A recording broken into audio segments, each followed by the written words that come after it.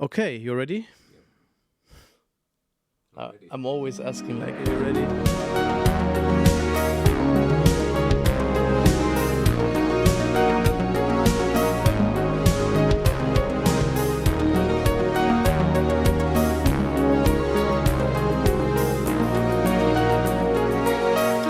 Hello and welcome to our 24th episode of Gedanken im Mixer. Hello and welcome everybody, and hello and welcome our guest, Edwin Mangate. Nice to have you here. Edwin, could you introduce yourself, tell us who you are and what you do? Thank you, Adrian. My name is Edwin Mangate, as Adrian has said, and I am an artist. I am a professional artist. When I say artist, I mean a professional acrobat. Coming all the way from Africa, from a country called Kenya, in the city of Nairobi. And I'm here to perform and to do shows around Germany, and it's an amazing experience in all my career. Being 43 years old, I mean, I'm still doing shows on stage, so it's amazing to be here with my friend here and tell him about my life, tell him about my experiences, tell him about how and why I'm doing this and why I'm passionate about this amazing thing that I do. Yeah, very cool, very cool. Yep. Yeah, it's really nice to have you here, and that you just came and you're ready to do this interview for our podcast. It's very important information for everyone else. Me and Maxime will talk about this interview afterwards. So just for you, my first question, because it's like for me it's the most important question, because we are talking about this like over the whole year, like every year. We know each other since 2015 now. It's been 8 years. And you're one of my best friends. And I think the one that is the farthest away from, pop and come here in Germany. And I've always wondered, because I've never visited you until today in Kenya. How is the life? How is you have the best in comparison, like between Hanover and Kenya, and how is the life when you come back? How do you live in Nairobi, right? Well, that is a good question. It's a very good question, because the life in Germany and the life in Kenya are very different. When you talk about the culture, when you talk about the way of life, perspectives are very different. So I've lived both lives, and I've seen both experiences. And what I can say is that there's a very big difference in terms of culture, especially the culture, the way of life, the way people perceive what is important to them versus what is not important.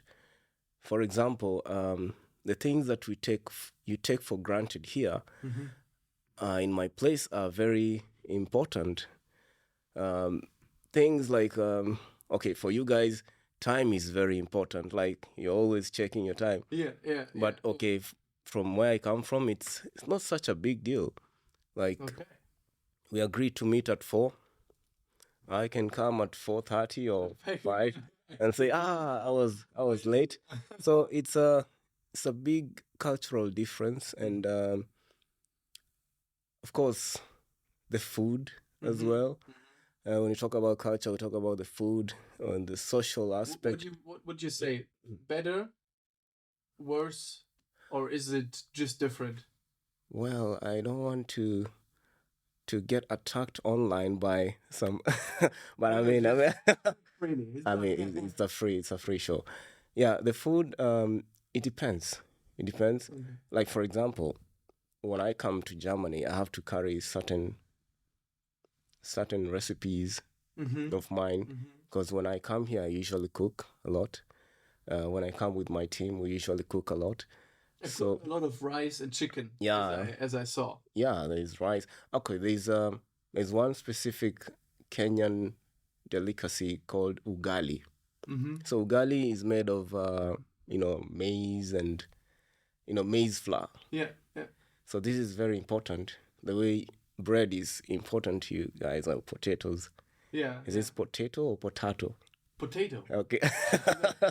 We call it potato. So you call it potato? Yeah. And it's tomato? Tomato. For real? It's tomato. I think you're saying it wrong. Anyway, yeah. You're saying tomato? Yeah, we say tomato. No jokes. No jokes. Okay. So we say, yeah. So so such things. You carry such things from home, and when you come here, you incorporate them in your diet. So it's I can say that there's that cultural difference and social difference. Mm-hmm. Like, for example, the issue of respect. When we talk about the social aspect, mm-hmm.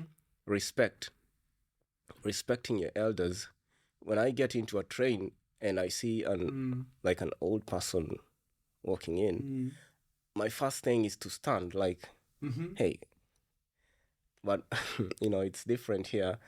It depends on the people. Yeah. So I mean, there's that big difference, this cultural difference, and social, economic, and political. Like, in my country, politics is a very important thing. Mm-hmm. Everybody is following politics, like what is happening politically. But yeah, here many people are not very very serious. Okay, it depends, but like it's not very passionate for them. Yeah. So that is from my own observation. Mm-hmm.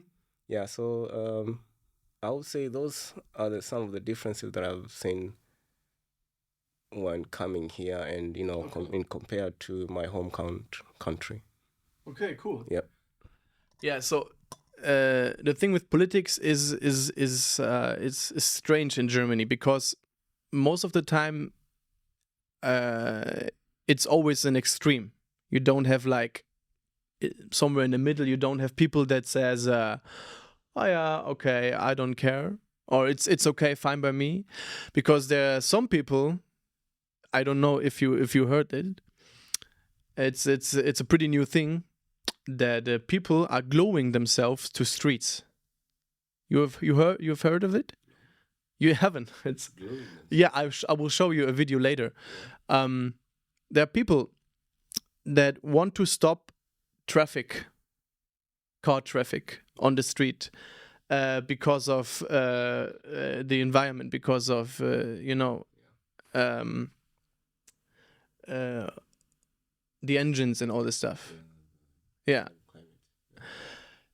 So some of these they're always younger people, started to glue themselves to streets. And the people then sit on the street and are glued. They glue their hands to the street. So the how do you call it? Firefighters. So the firefighters need to come and need to rescue them. And the police as well. Yeah, the police doesn't have the things. Yeah, and the police needs to save them. Yeah, they are not allowed to. In some countries in Germany, they of course are a bit rough. Some people even take them and throw them away and get aggressive. I mean, I can understand, because think about it. It doesn't make any sense. It doesn't make any. Nothing will change. Even the fact that Germany, as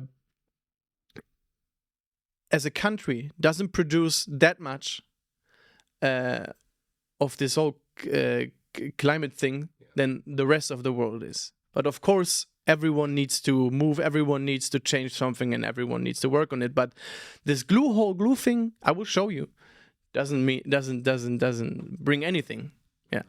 So the politics isn't that unimportant in Germany, because especially now, we have a time in Germany where politics called AfD, Alternative for Germany, is getting more and more and more followers and people, and these are more of a like the right side, you know. These are more of the, you know, extreme side, if you know what I mean. Like old Nazis and all this stuff, you know, just like that. And these are getting more attention in the last few months and years because of COVID happened and all this stuff. And our politics that are working right now doesn't do their job perfectly. So they get a lot of attention because the people are scared, the people are unsatisfied, worried, and so they say they will do it better. They will do it better no matter what. They will do. It's the same thing as last time, 1940. I don't know. You know, remember before Second World War. It's the same thing. They just saying the same thing. Yeah, we will do it better. We will do that. But everyone knows that as soon as they would have any kind of right or any kind of it would be a huge problem. So a lot of people fighting against this. Yeah. So there is really going a lot right now in the politics in Germany. But the thing with Germans is they don't really want to talk about it. So that may be why you didn't really recognize it. People normally don't talk about it. It's a thing in Germany that people don't say to each other which politics they choose. Yeah, which party. That's a thing. Second thing in Germany, which don't know is talking about is money. How much money everyone makes. Is that a thing in Kenya? Do you talk how much money you make? Yeah, People talk. Yeah. In Germany, it's like I don't know. It's like no one. Secret. Yeah, it's a secret. I don't know. It's the one rule. You don't talk about money. I don't get it. It's like I'm telling everyone. Of course, not here, but if someone asks or I know someone, I tell them. No, that is not the case. Like how much you make on a job, that is more important. Like and not like you don't talk about how much you make on a job. Yeah, that's some kind of a thing. I don't know. But politics very important, especially right now, very important, and yeah. So that's a huge thing. Yeah, about the food, I need to agree. I would say every food outside of Germany is a lot better than this one here, but it depends. It depends, as you said. So you started your career as an acrobat. Some of the people who are watching may know them. Otherwise, we will show you some part of the acrobatics right now. And how did it all started? When did it start? How did it start? And how do you become an acrobat? And what did you do before you were an acrobat? Wonderful, wonderful. So, I used to be very active when I was young, you know, jumping, you know, climbing trees and trying to, you know, all the marks. I have this mark over here. I was trying to put a stool on top of the other and like jump and slipped and fell. So yeah, I used to be a very active kid when I was young. And, you know, that activeness developed into, you know, wanting to, you know, to jump. And, you know, when you have a passion of something, when you're passionate about something, you sort of join groups of kids who have the same passion. Yeah. Yeah, so at a very young age, at around, let's say, 14 years, that was like 100 years ago. Yeah. Yeah, 14 years. I started teamed up with young friends. Mm-hmm. Yeah, one of my young friend is actually John. Okay. Okay, I see. Yeah, he's like, you know, we started the group together, and so in my neighborhood, Mm-hmm. it was a very active neighborhood, with kids, doing somersaults, jumps, running. I was very active in sports. So it started like a childhood, fantasy. You want to see who jumps high. You want to see who does the best flip. Mm-hmm. It's always a competitive lifestyle with your friends, with your and the whole thing just came into being. So there used to be a big ground. You know what a quarry is. No, what is it? Where they dig rocks Uh-huh. and they leave a big hole in the. Yeah. So there was this big quarry in my neighborhood, and it was abandoned, grass all over the place. Mm-hmm. So we used to meet there with some of my young friends, competing, like, I can do many flips than you, I can do. So every weekend after school, you come from school and the first thing you do, you just change and run to this quarry.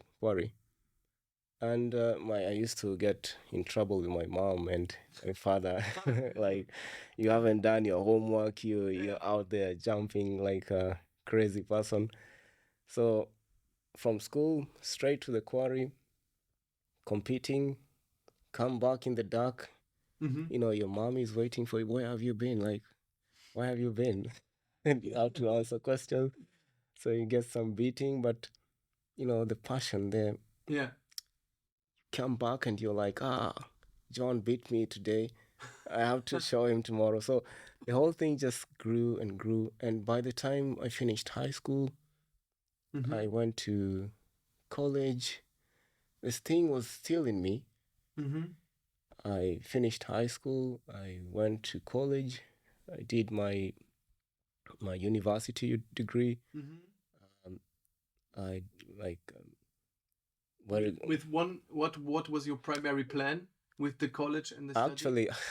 I actually became a teacher before. For real? Yeah, I was a teacher. I finished college and I taught for like a few months, and I was like, no, this is not my thing. Yeah. Then I quit. So you teach in Kenya? Yeah, I taught high school. Yeah. Yeah, I was teaching maths and physics and chemistry. Very nice. Yeah, and I was like, I cannot do this. I need some action in my life. So I quit the job. Went back to that quarry area.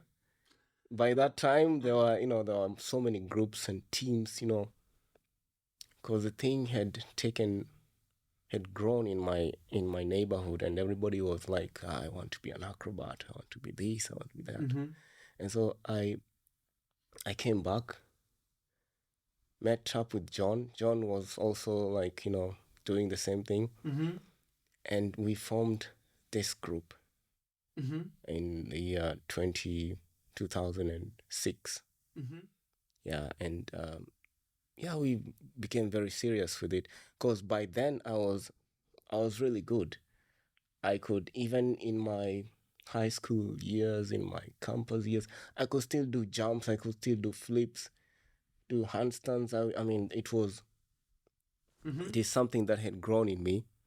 And so I felt like, I need to do this thing. I cannot just let it go like that. Yes, I'm good in maths, I'm good in chemistry and all these other things, but I also need to do this. Your passion. Yeah, I need to follow it. Okay. And this is where I am right now. Okay, so you started 2006, you said? Yeah, 2006, we formed the group. We used to have a different name then. What was it? So the Pamoja. The Pamoja? Pamoja is like together. Okay. It means together. We were like seven guys. Yeah. So we formed this group with a mission to take over the world. But and you had some shows back then? No, we had to train. We had to train everything: the stunts, the show, while of course copying other teams, checking shows, other shows, and trying to visualize. We didn't have a trainer or any choreographer. We did everything by ourselves, simply by watching and copying. Sometimes copy, pasting, copy, edit, paste. I see. Yeah, so we copy, we change a little bit, and we kind of come up with something of our own. But it hasn't been easy. It took from 2006, 2007. So we started 2006. 2007, we had our first deal in Israel. No, not Israel, Oman, country called Oman. Oman, I know. Yeah. Yeah, it's like an oil-rich country. Yeah, the Sultan and all that. Yeah, and and from Oman we went to Israel for 3 months. Our first trip to Europe was in 2010. So all this without manager, just without manager. Okay. Without manager. Of course, before that we had there was this organization back in Nairobi that is called Sarakasi. It's a very good organization that helps artists, and it's the one that actually brought up the acrobatic movement in Nairobi and in Kenya. It's run by a Dutch lady, and it's helped a lot. Okay. Because it exposes artists, Kenyan artists to Europe, to international events and stuff. Yeah, so it's a long journey, but we kind of fought our way through. 2007, Oman. 2008, Israel. And then came back. All this time we're training, we're changing the show. 2010, the Netherlands. And then we also went to Russia for a week or so, for some competition. We've done so many competitions before. You've won some? Yeah, we've won. We've lost some, but it's the spirit of competition. You win, you lose, but it was amazing. And then we, of course, we got a manager at last in the year 2013. The one I used to. Yeah, the one. Yeah. So we got an Italian manager back in 2013 through the Kenyan organization called Sarakasi. Yeah, and it was a good Italian manager. He brought us to Italy. We did some shows, some tours around Italy and all that. And, some circuses, gala shows and all that. And through his shows is how we ended up coming to Germany. Yeah, it was one of his shows that, one of the German producers called Harald came and, he saw us and he was like, hey, can you come and perform in Germany? Yes, we can. Yeah. And so from the year 2015, we've just been coming to Germany all through. Yeah, every year, except Corona time. Except Corona time. Yeah. And you told me yesterday, 2016, you left the manager, right?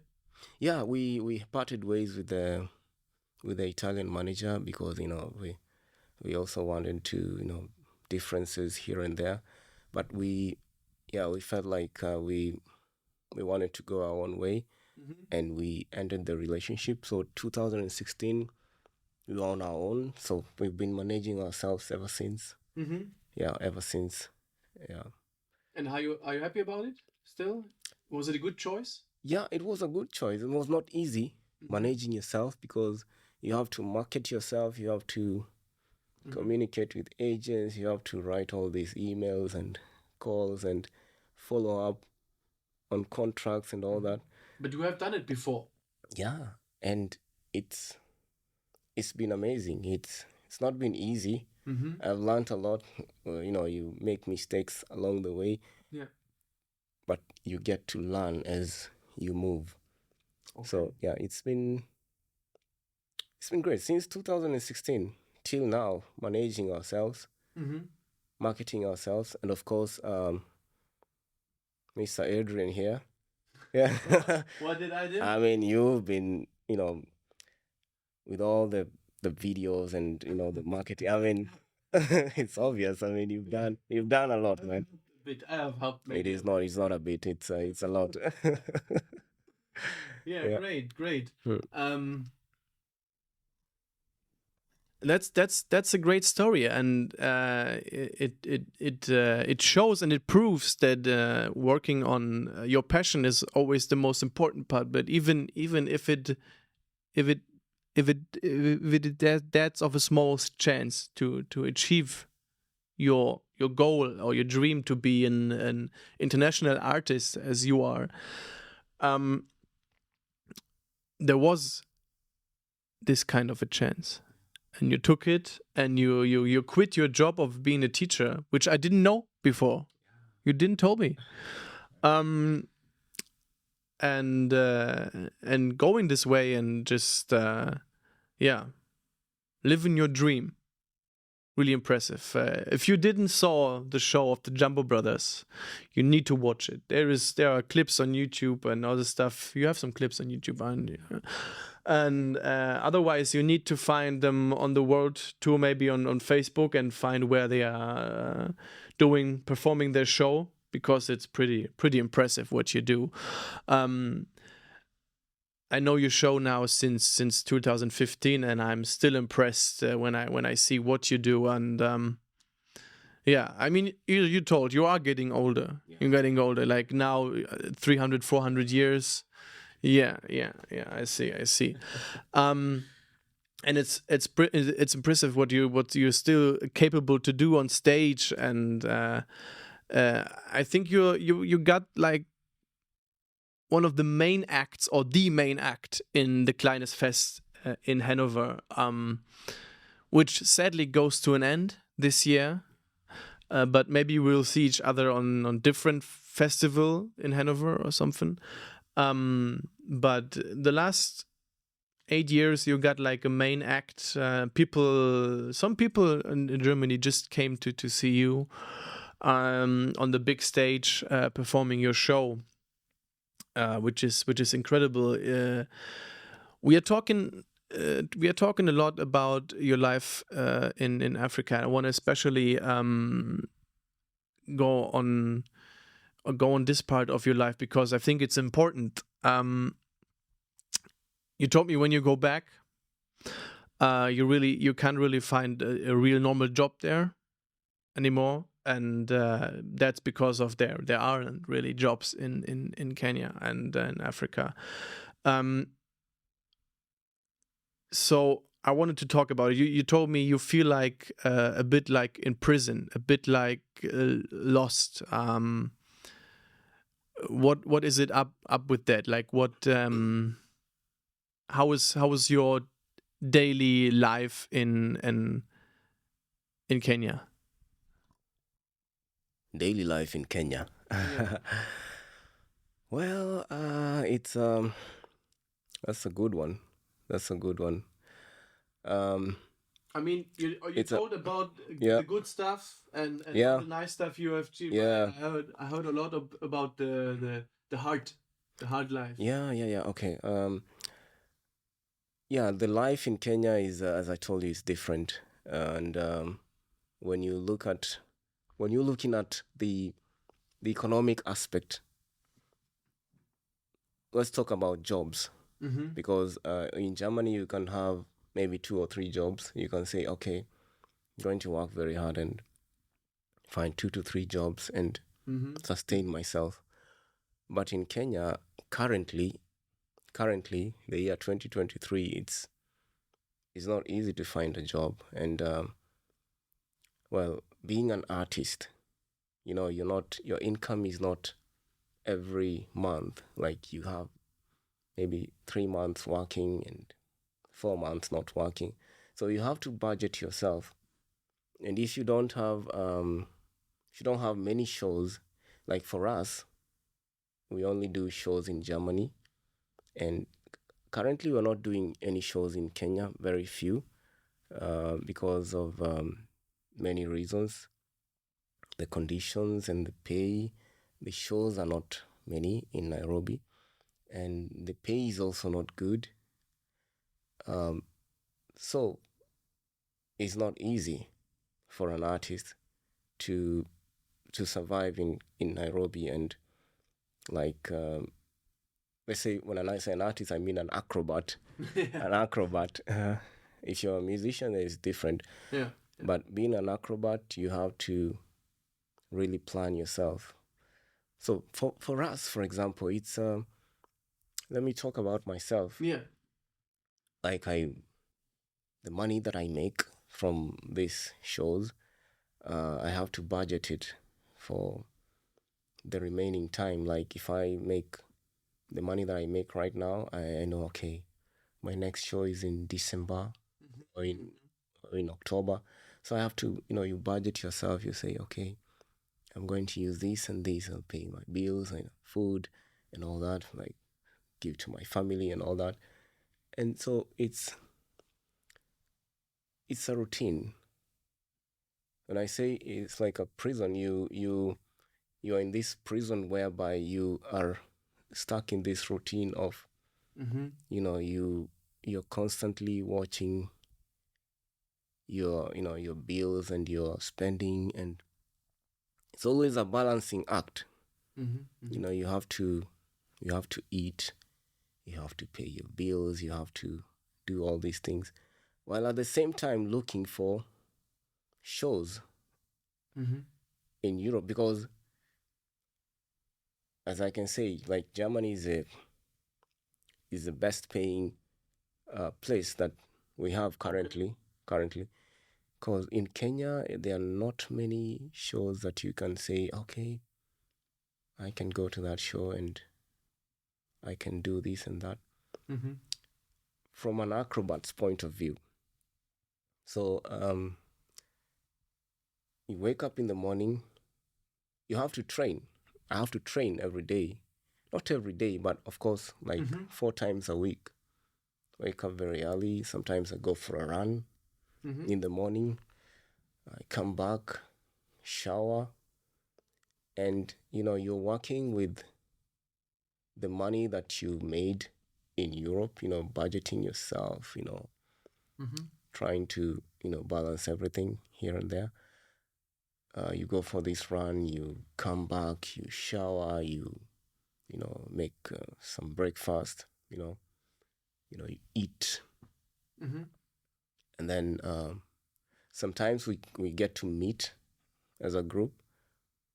So of course we like meet for 2 hours, maybe 3 times in a week.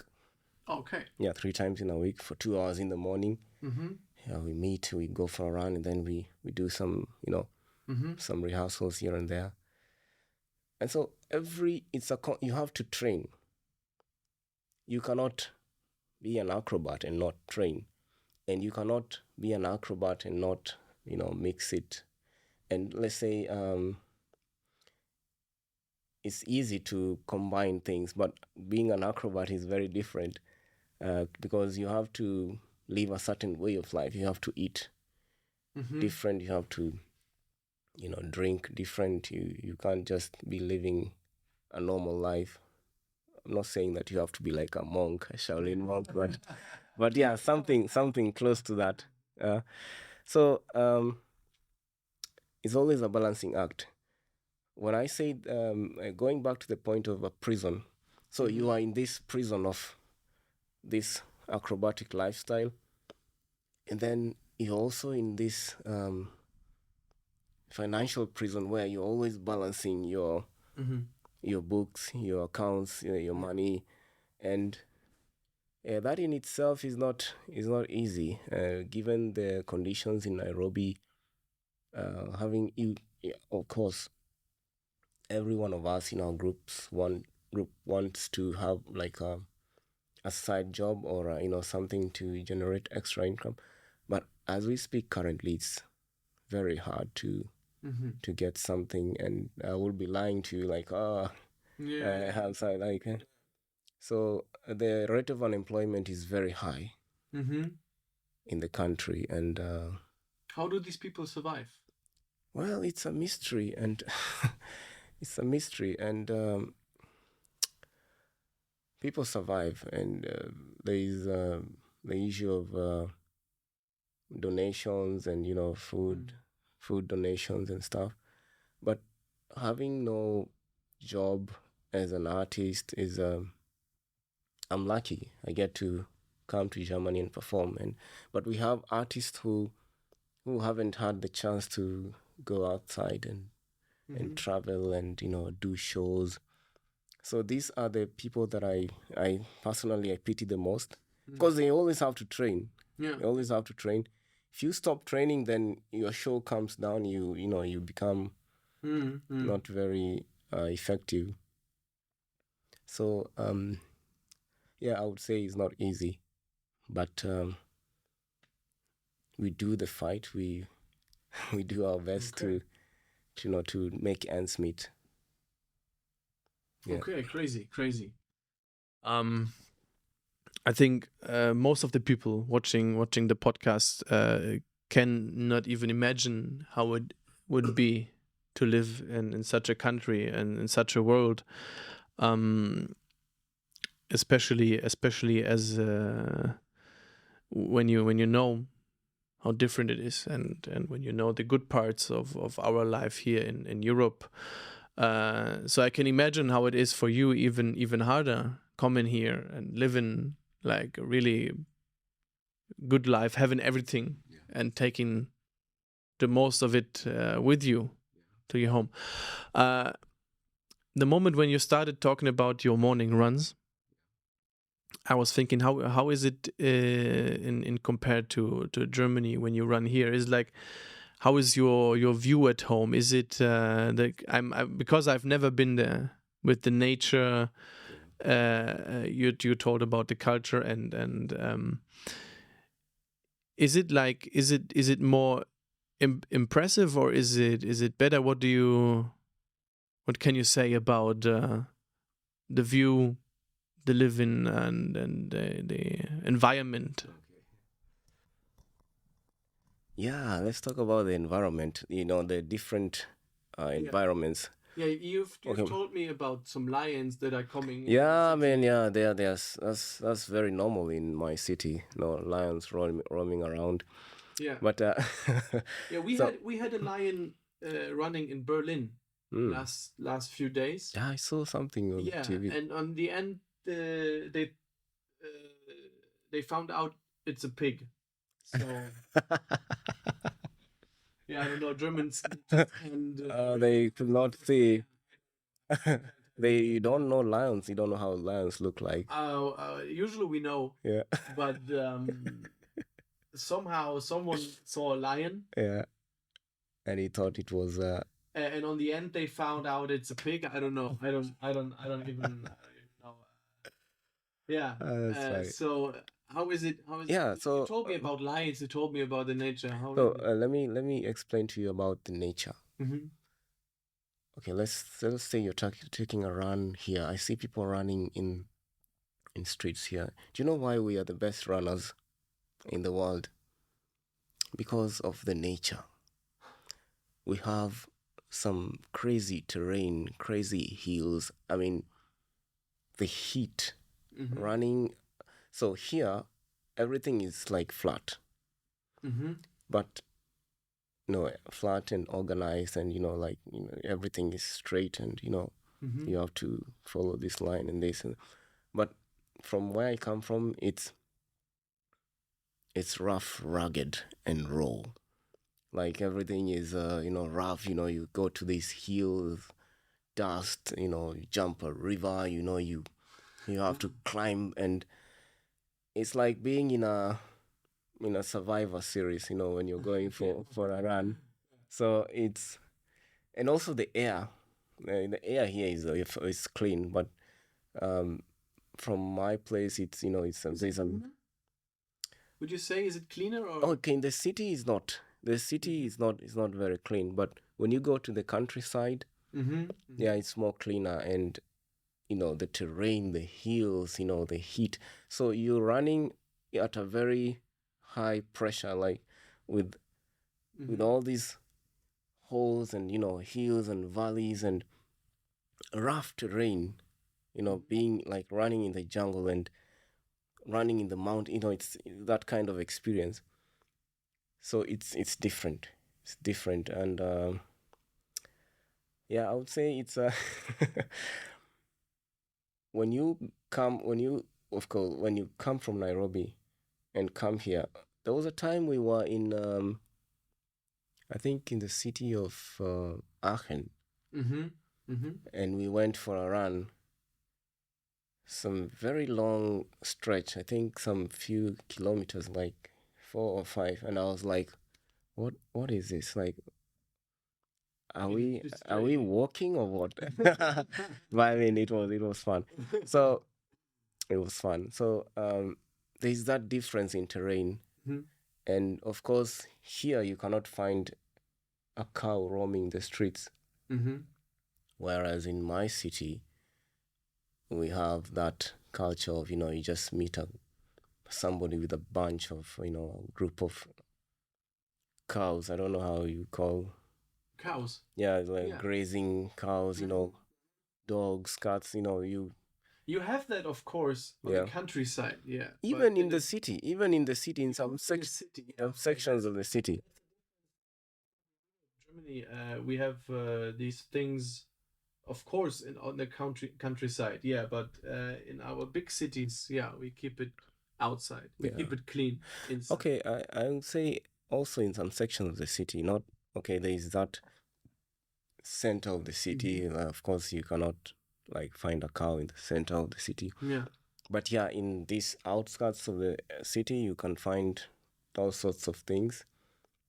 Dogs, cats, and so you're running, and you have to encounter all these things. So it's a different culture on perspective altogether. So okay, different. and most important, because I was wondering, really wondered, when I found out, because I was thinking, when you hear Africa, of course it's a continent, Yeah. And Kenya is more in the southern, somewhere to the right. Yeah, center. Yeah. Center to the right, yeah. But it's near the water, isn't it? It's near the ocean. Yeah. Near the ocean. Yeah. I always thought when you think of Africa of dust, of sand, but you told me it's a very green place. Yeah, it is. Not all places are green, but most of the sections are green. I'll tell you a funny story. Most of our oranges are green. What? Most of our bananas are green. It's not like oranges? Yeah. So what do you call them? Greeners? No, I mean it's strange. The oranges are green. Yeah, the lemon. To show me a picture. What about lemons? Yeah. Your lemons are green? We have lemons. Yeah, we green lemons. Yeah, and yellow. How do you call them? Lemons as well. Yeah. Okay. Yeah. So most of the places are green. So Kenya is of course Kenya is just one country. Africa is huge. Yeah, of course. What somebody in Nigeria is experiencing is different. If I sat with a Nigerian here, it will be very different. Like, of course, some things are common among the African continents, but some things are also very different in terms of culture and how people talk, how people perceive things. So, yeah, we are next to the ocean. The big Indian Ocean. There is in Mombasa. Yeah, I think you've heard of Mombasa. Yeah. Yeah, the big city that is just close to the ocean, Indian Ocean. And of course, Nairobi is in the center of the country and not very far from the sea. But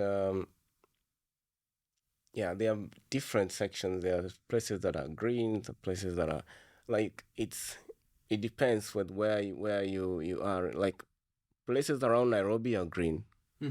Nairobi, the central areas, but when you go to the north sides of Kenya is very dry. Okay, yeah. And also we are, in the border of Somalia, and Somalia, there is like war in that country. So yes, some of those areas are also not very safe in terms of Al-Shabaab attacking and all that. But generally, the country is green. The country is green. It has a warm climate, and it's not like close to the equator, like the equator runs. So we have like here right now it's winter, it's summer, right? Yeah, we have summer, yeah. Right. Time where you have winter. Yeah, it's like winter is like 16 degrees. Yeah, winter is not very. And when we have winter in January, February, we have like minus 5, 0, minus 5 around there. I don't know how you survive. How do you survive in those temperatures? I mean, even 0, minus 5 it's warm. It's warm. Like, of course, it is not really warm, but it is. It's not really cold. Of course, there were temperatures in the past that were much colder, and of course, me as a snowboarder, I know temperatures around minus 10, 14 degrees, and that's the point where it's getting really cold. Minus 14, of course. Minus 40 would be. No. Without me, no. I'm out of there. No, minus 14. Well, that is where it's really getting cold. If it's 0, of course you wear some clothes more, yeah. But it's okay. It's okay. Now we have summer, 20 degrees outside. It's pretty hot. It's pretty hot for us. We had some higher temperatures last week in Munich, 38. 38. Yeah, 38. We are melting. Yeah, we are melting. Yeah, there are some days, weeks in Germany as well where it's getting a bit hotter, around 38, 39 degrees. But yeah, it's not so often. You told about some unsafe places in different countries, and I was wondering because there was one time I had guests in my apartment coming from Asia. I don't know especially what country, if China or Japan or something. But you know how it is. The information from country to country from the news are different, and you never know who to trust, and you never know what is the truth. So the best information is from someone who lives there, and you know how the life is here in Germany, so that you are safe. In the past it was different. With different skin, you would be treated differently, and especially me and a lot of people are very happy that this changed. And especially in Germany, we have changed a lot. Even marriage for gay and lesbian people is accepted and is a very nice thing. We had a show yesterday from Sasha Korf where there was 2 daughters sitting in front of the stage, and Sasha Korf, Sasha, asked the girl the name and asked like, "Who are you with here? Yeah, who is your parents?" And the little girl said, "I'm here with my mom and my mom." So she had 2 mothers. And Sasha was so blessed. He was like, "Oh my God, what? You have 2 moms?" And the little girl was like, "Yeah, I have 2 moms." And they were so proud. And so everyone started to clap around the stage, like hundreds of people, to see this in real life that we as humanity evolve to this position, accepting everyone's love, accepting everyone's life, and you are one of these persons that accept it as well, as you told me. But of course, it isn't. You are not the biggest part in Kenya with your acceptance. You told me it's still very strict, and I've heard of friends who've been traveling. I think not even to Kenya, but different Nigeria or other countries, where as a white woman or white person, you are not as well accepted as people from there. So I don't know, like the history is changing the point of view. Like back in the days, in Europe, you had it really hard on America as a black man, and right now we have some kind of the view that you as a white person have a really tough life when you are in some countries, maybe in Africa. What would you say? Is it safe to visit a country? Is it safe to live there? Is it safe for you? And how is the general perspective? Because these people that visited me were terrified. They came to Germany from China and they were terrified. They were asking me, is it safe to go outside? Is it lighted up? Like, is there light outside? Like, can we go, or is it not safe enough? Or how is it? Because of maybe the news and fake informations, all of these countries that where it's not so easy to leave. It's not like in Germany where you get a passport and you can travel everywhere you want. There are countries, especially Kenya as well, where you just can't leave as easy as we do. And they really asked me if it is safe to go on the street and all this stuff. And I was wondering, like, what do you mean? Is it safe? Like in Germany, it's one of the safest countries where you can go on the street, do whatever you want, as every person, because everyone is accepted. Of course, there are people that are a bit stupid and that are a bit, a bit wrong. But most of the people doesn't share the hate, of course, and are not criminal. What is your perspective in your country about that thing? Well, that is a good one. That is a good question. I like your questions. You're good. If you like it too, here to the other episodes of Gedankenmixer. It's really important. We will go through this in German after the interview as well. So listen to it. And yeah. Yeah. So I think I'll start with a small story. The first time we came to Europe, the first time, I think it was around 2010. Mm-hmm. So one of the guys in our team, when we are at the embassy, of course we have to get the visa. Mm-hmm. For us to come, we have to get the visa, the Schengen visa. So one of the guys in our team at the embassy, he was like, are we going... This was back in 2010. Mm-hmm.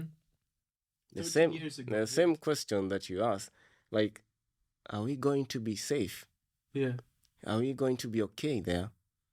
Yeah, and the lady at the embassy was like, yeah, you'll be okay. You'll be okay. Yeah. No problem. The people listening to the podcast will remember how it was 2010 in Germany and Europe. Yeah.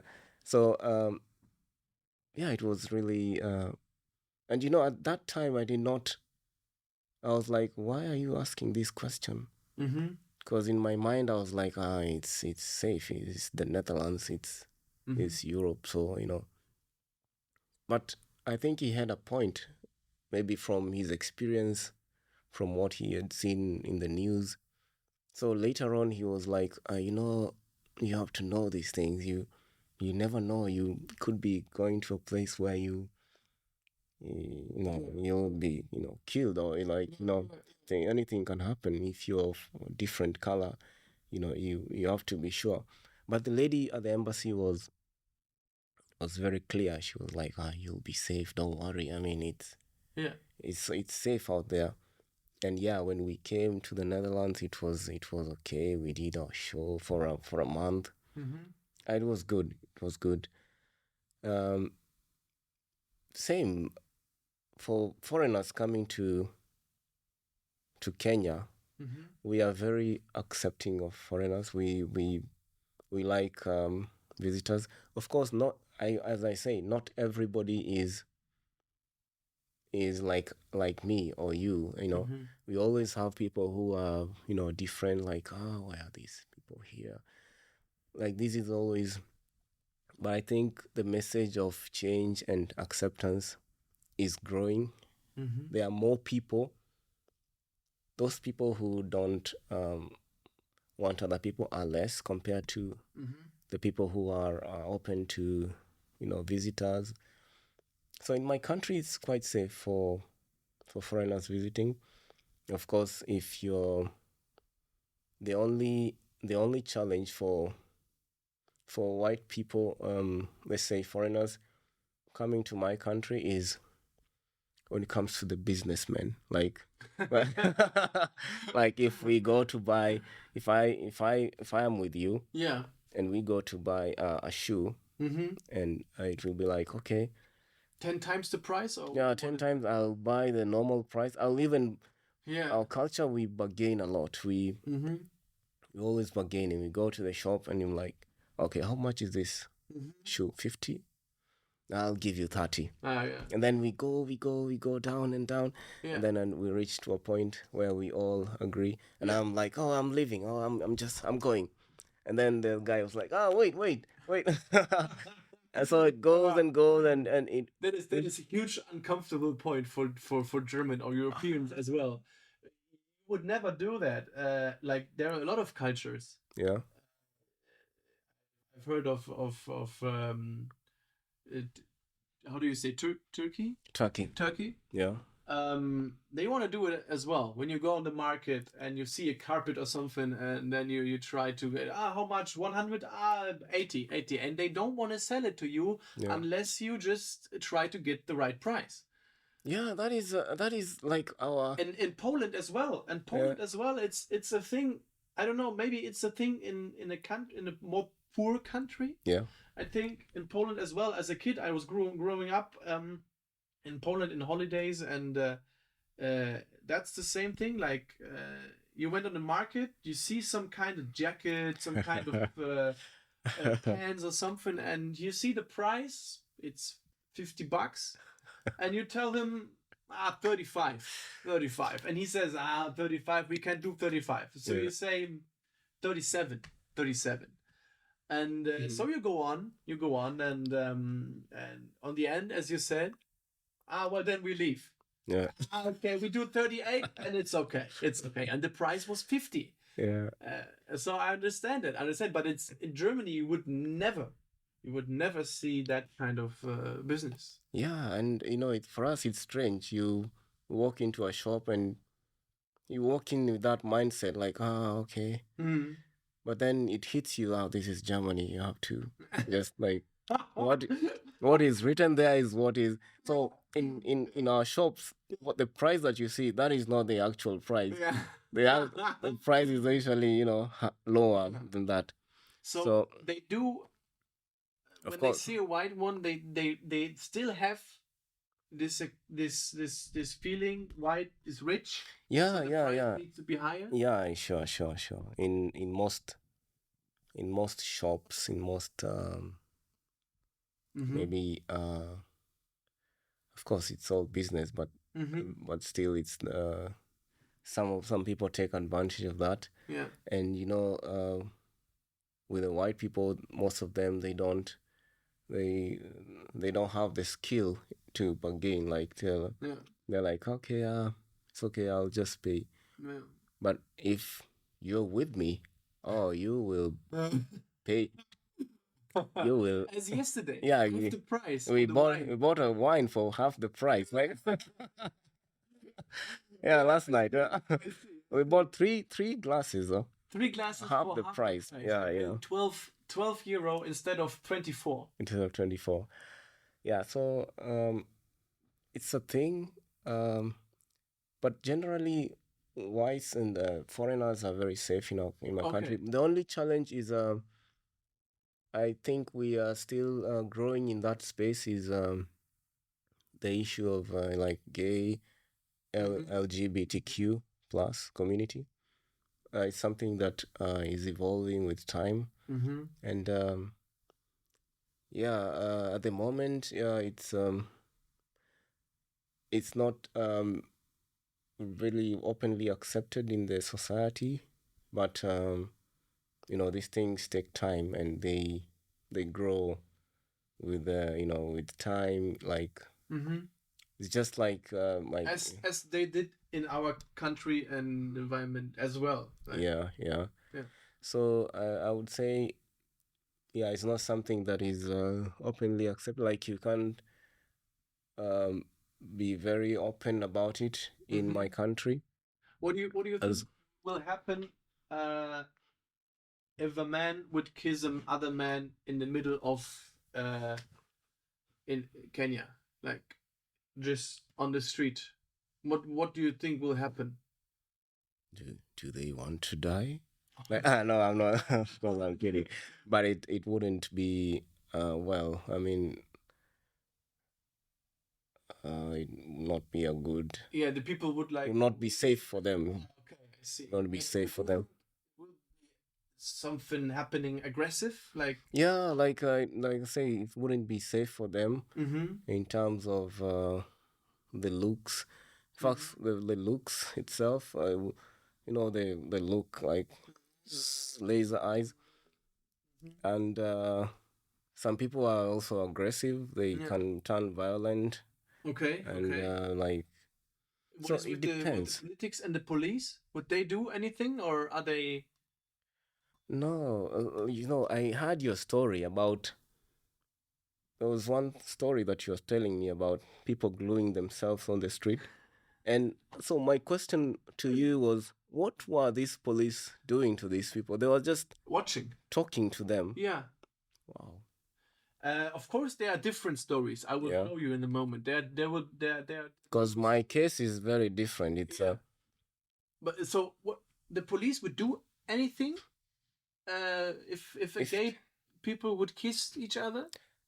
Of course, the police will not do anything because the police are there to protect people, and so it depends with where that thing is happening. If it's maybe some rich neighborhood, or like, it all depends with the class and the place and the context. But generally, if it's an unsafe place, then even the police will not be able to help.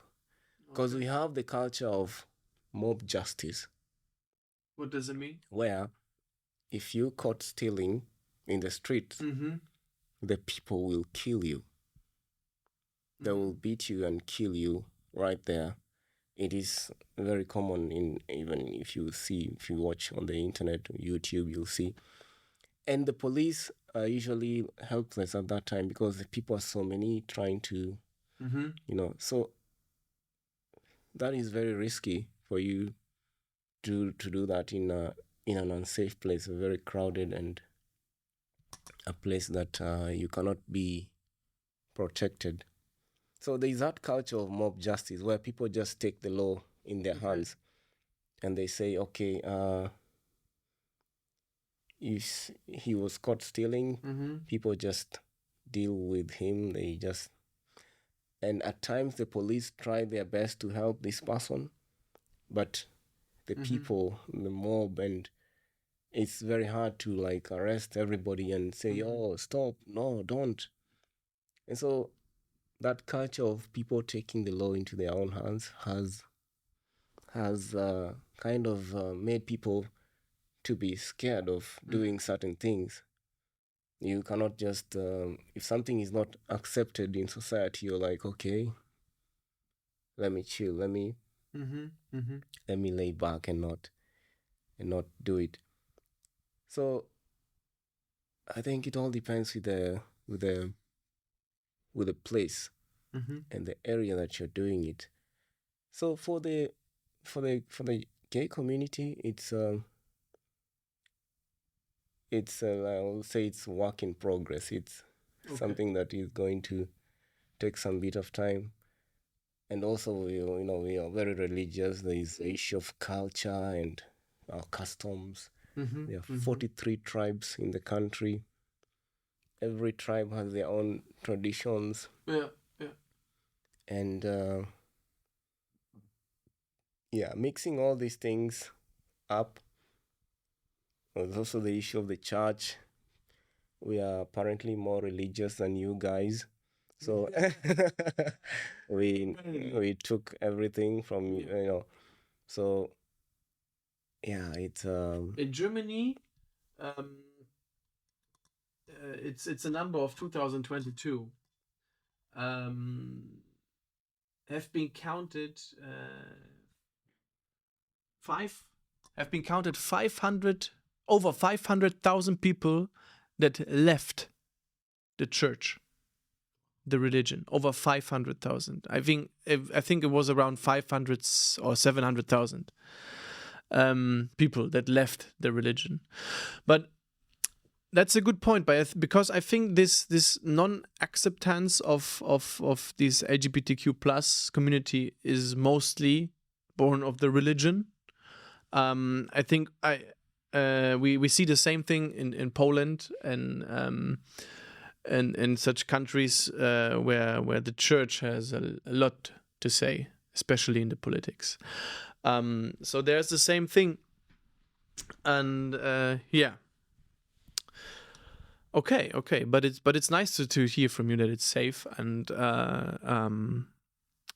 that it's possible to just visit the country and do vacation. But again, you have to be, of course, not everyone everywhere is safe.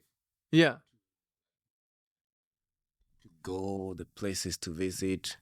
There are some places that are very unsafe. Like, for example, me, where I grew up was a very unsafe neighborhood, and it was not.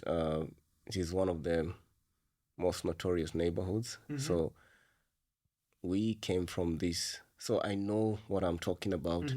I've experienced both worlds. I've experienced heaven and hell.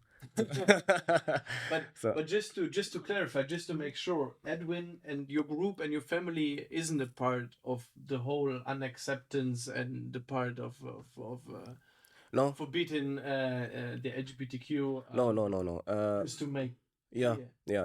Like my team, even for me, I cannot say that I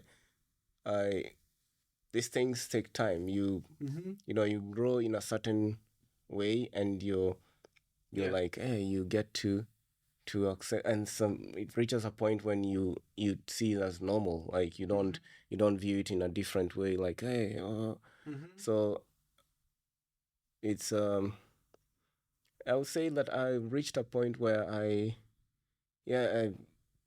I've reached the the epitome, like the place where I am at peace with everything, and with even my group is at peace with everyone, and my family as well back in Nairobi. So yeah, as I said, the people who are more accepting are growing more than the people who are. So we are becoming more than we're becoming more. Yeah. Very nice to hear. Yeah. Okay. That was pretty amazing to hear. Thank you so much for that, Edwin. There were some really important messages and important information. When you want to hear something more, or you have some left questions, you can write us on Instagram, Gedanken_im_Mixer, or you can write us on the Q&A here on Spotify to message Edwin, and we will transfer these questions straight to you, and we'll answer them in the next episode. Now, after the interview, we will talk with Maxim in German of this story you told us, just so everyone else can enjoy and understand what we just talk about.